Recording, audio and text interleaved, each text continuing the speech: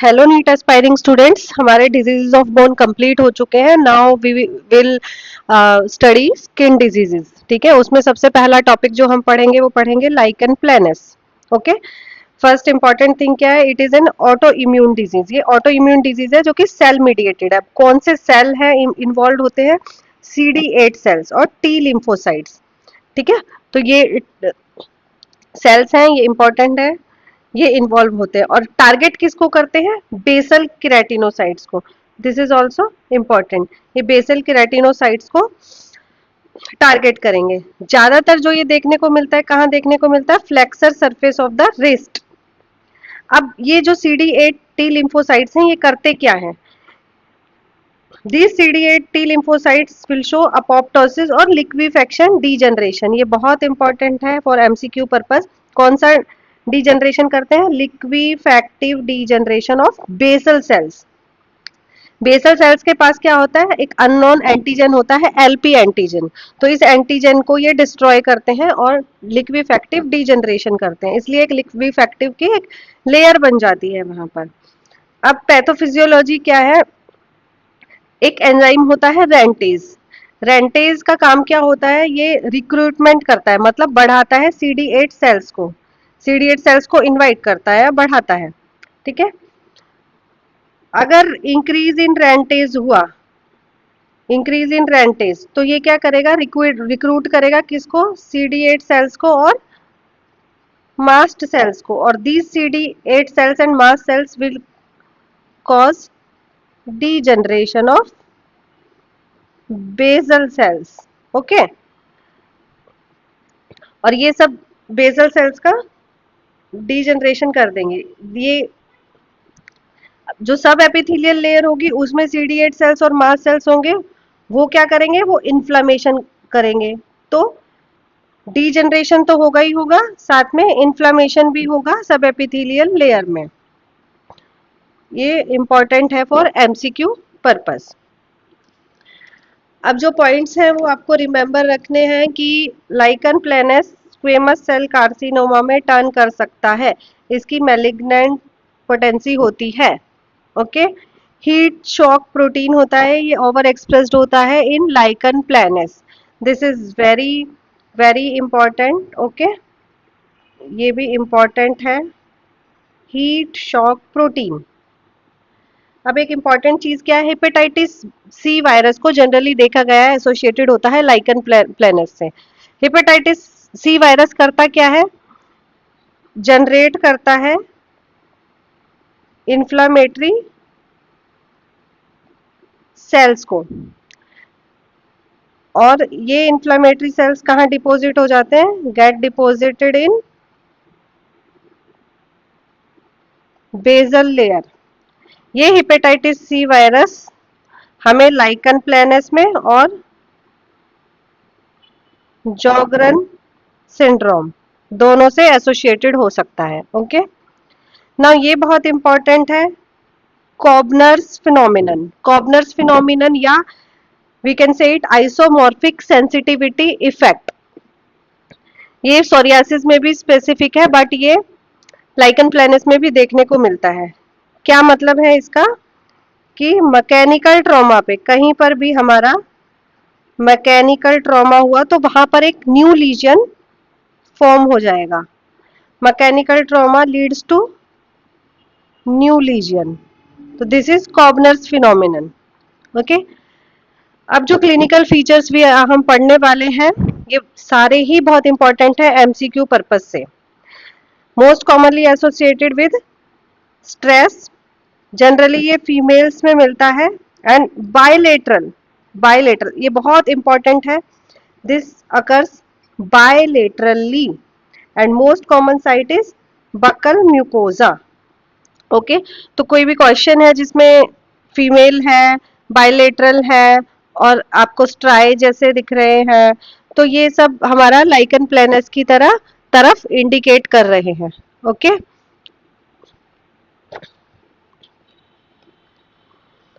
Now we will study the types of lichen planus. इसमें 5 type के lichen planets होते हैं, ये आपको बहुत थोड़ा ध्यान से सुनना है। ठीक है, हर टाइप का अपना क्या क्या मेन इंपॉर्टेंट फीचर है और क्या इसमें याद रखने जैसा है, वो सब बहुत ध्यान से सुनना है। Now first we will study reticular type. Okay, so reticular type is the most common type. ठीक है, सबसे पहला क्वेश्चन तो यही है, मोस्ट कॉमन टाइप कौन सा होता है? रेटिकुलर। Involve buccal mucosa. अब ये भी बहुत इंपॉर्टेंट है। वाइट स्ट्राई, वाइट स्ट्राई जैसे देखने को मिलेंगे, इनको हम विकम स्ट्राई या हॉनिटस हनीटस लेस भी बोलते हैं। ओके, सी हम यहाँ पे फिगर में दिख रहे हैं, ये वाइट वाइट वाइट, ये वाइट स्ट्राई। ओके, इस तरीके के स्ट्राई देखने को मिलेंगे। मेन इंपॉर्टेंट चीज एसिम्टोमेटिक होगा, सिम्टम्स नहीं होंगे, मैलिग्नेंट ट्रांसफॉर्मेशन इसमें नहीं होता है। किसमें? रेटिकुलर टाइप में। देन कम्स हमारा इरोजिव। अब इरोजिव में ये सिम्टोमेटिक होता है। ठीक है, बर्निंग सेंसेशन फील होगा, बर्निंग सेंसेशन। दिखाई कैसा देगा? इरोजिव से ही आप आइडिया लगा सकते हैं कि कोई चीज इरोड हो रही है, तो ऊपर से अगर इरोजन हो रहा है तो वो रेड कलर की दिखाई देगी। रेड एरिया, जैसे ये रेड एरिया हमें दिखाई दे रहा है, एंड सराउंडेड बाय हमारा white area, white area surrounded by white area. और पेरीफ्री पे हमें विकम स्ट्राई दिखेंगे, पेरीफ्री पे। ओके, इसकी पेरीफ्री पे। अब ये बहुत इंपॉर्टेंट है कि ये pre malignant condition, this type can turn into squamous cell carcinoma. ये मैलिग्नेंसी, मैलिग्नेंट की पोटेंसी होती है इसकी, इरोजिव की। ओके, मैलिग्नेंट ट्रांसफॉर्मेशन रेट कितना है? 0.5 to 2%। This is also a important question. तो इरोजिव जो है हमारा वो सिम्टोमेटिक भी होगा और इसकी मैलिग्नेंट ट्रांसफॉर्मेशन होने के चांसेस भी हैं स्क्वेमस सेल कार्सिनोमा में। अब कम्स एट्रोफिक। एट्रोफिक में जो चीज ध्यान रखनी है वो ये है कि ये मेनली जिंजाइवा को अफेक्ट करता है, प्रेजेंट ऑन जिंजाइवा। और दिखाई कैसा देगा? डिस्क्वेमेटिव जिंजीवाइटिस जैसा, बिल्कुल। ठीक है,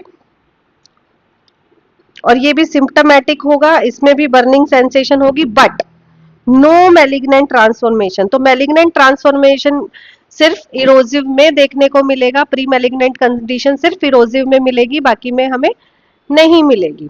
ठीक है, अब डिस्क्वेमेटिव जिंजेवाइटिस जैसा ये दिखाई देगा, तो इसको डिफ्रेंशिएट कैसे करेंगे?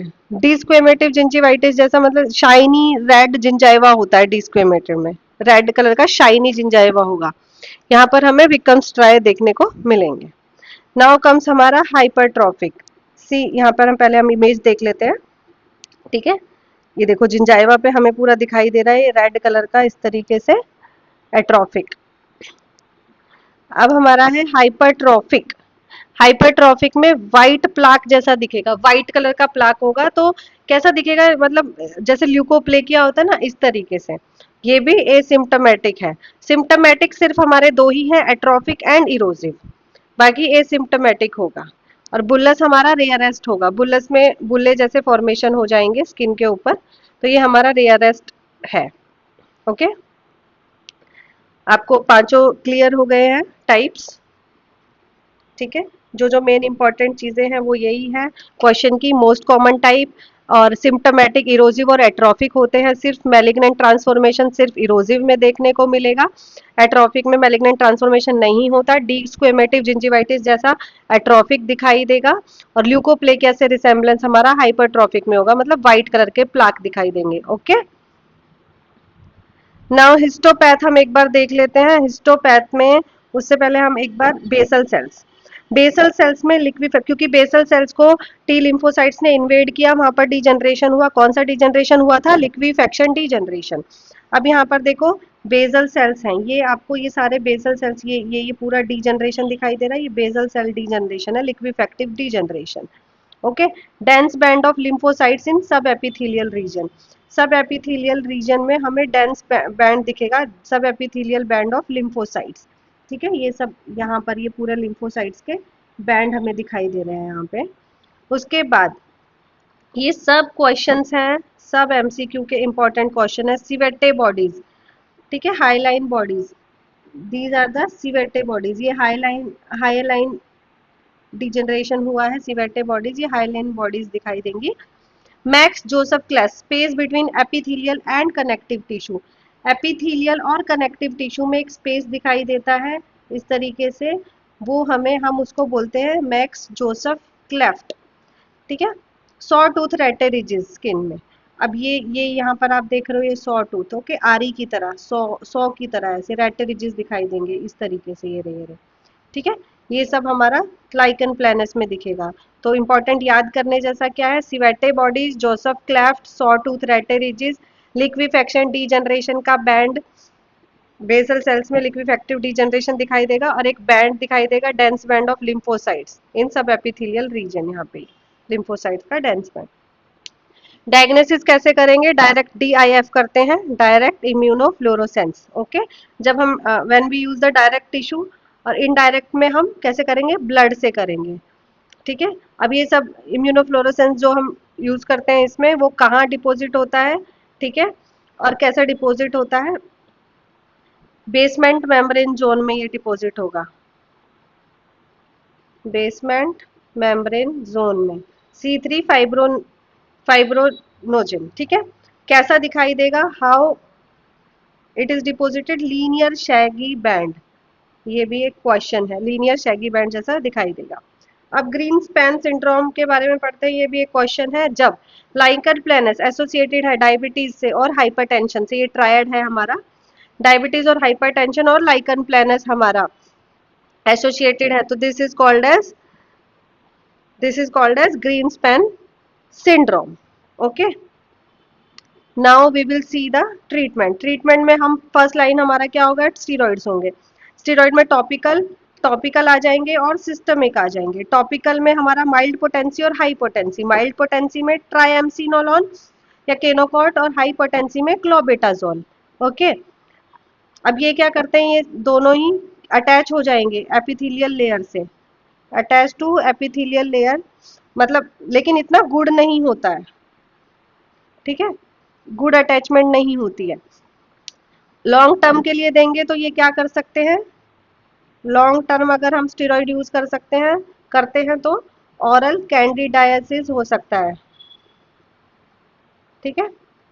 सिस्टमिक में प्रेडनिसोलोन है, दिस इज इंपॉर्टेंट, डोज कितनी देनी है, 30 to 40 mg पर डे, ठीक है।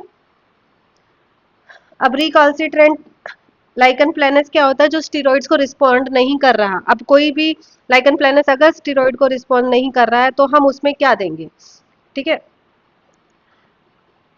पहली बात ये क्लियर करते हैं कि स्टीरॉइड देते क्यों हैं, क्योंकि स्टीरॉइड में दो प्रॉपर्टी होती है हमारी, एंटी इंफ्लामेटरी एंड इम्यूनोसप्रेसेंट, ठीक है। तो इम्यूनोसप्रेसेंट होगा तो CD8 सेल्स को सप्रेस करेगा, और इन्फ्लामेशन जो हमारा हो रहा था सब एपिथेलियल लेयर में मास्ट सेल्स एंड इनकी वजह से, उसको भी सप्रेस करेगा, ठीक है। तो स्टीरॉइड का ये काम हो गया। अगर स्टीरॉइड को रिस्पॉन्ड नहीं कर रहे हैं तो हम कैल्सिन्यूरिन इनहिबिटर देते हैं, ठीक है, ये इंपॉर्टेंट है। कैल्सिन्यूरिन इनहिबिटर, कैल्सिन्यूरिन क्या करता है, कैल्सिन्यूरिन इंटरल्यूकैन 2 को एक्टिवेट करता है, कैल्सिन्यूरिन, और लिम्फोसाइट्स को रिक्रूट करता है, मतलब बढ़ाता है लिम्फोसाइट्स को। तो अगर हम कैल्सिन्यूरिन को ही इनहिबिट कर देंगे, इसको ही इनहिबिट कर देंगे, तो एक्टिवेशन रुक जाएगा इंटरल्यूकाइन 2 का, और लिम्फोसाइट्स हमारे कम होने लगेंगे, ठीक है। तो कैल्सिन्यूरिन में हमारी दो ड्रग्स हैं हमारी, ठीक है, साइक्लोस्पोरिन और टेक्रोलिमस। साइक्लोस्पोरिन हमारी इम्यूनोसप्रेसिव ड्रग है, टेक्रोलिमस हमारी मोर पोटेंट होती है लेकिन साइक्लोस्पोरिन से। सेकंड हमारा क्या है, डेप्सोन देंगे, डेप्सोन की एंटी इन्फ्लेमेटरी प्रॉपर्टी होती है। Third is PUVA therapy, this is very important, PUVA therapy, psoralen देंगे, methoxy orally, okay, then UV therapy देंगे 2 घंटे के लिए, ये क्वेश्चन के लिए बहुत इंपॉर्टेंट है, psoralen orally, then UV therapy for 2 hours. Anti inflammatory होता है और एंटी केराटिनोसाइटिक होता है, ठीक है, क्योंकि लाइकन प्लेनस में हाइपर केराटोसिस देखने को मिलता है, जैसे हम अगर हिस्टोपैथ में देखेंगे तो ये देखो हाइपर केराटोसिस, केराटिन यहाँ पे पूरा ये लेयर एक बन गई है हाइपर केराटोसिस की, तो ये भी एक इम्पॉर्टेंट पॉइंट है, हाइपर केराटोसिस, ओके। तो हाइपरकेराटोसिस को रोकने के लिए ये हम पुआ थेरेपी देंगे। फिर फोर्थ है हमारा माइकोफिनोलेट। माइकोफिनोलेट हमारा सोरियासिस में भी हम देते हैं। तो ये 4 चीज़ें हो गई हैं हमारी। फर्स्ट हमारा स्टीरॉइड्स हो गया, स्टीरॉइड को रिस्पॉन्ड नहीं कर रहे हैं तो calcineurin inhibitor, dapsone, PUVA therapy and हमारा माइकोफिनोलेट। ठीक है। Next topic we will study lichenoid reaction हम पढ़ेंगे, फिर पैम्फिगस एंड पैम्फिगॉइड पढ़ेंगे। Students if you want to study इनमें से आपको अगर कोई भी स्किन का लीजन है जो आप पहले कवर करवाना चाहते हैं तो आप कमेंट बॉक्स में मुझे कमेंट कर सकते हैं। एंड प्लीज़ कमेंट कीजिए, मुझे बताइए कि आपको लेक्चर कैसा लग रहा है। सब्सक्राइब कीजिए, ठीक है, अपने व्यूज़ शेयर कीजिए। Thank you.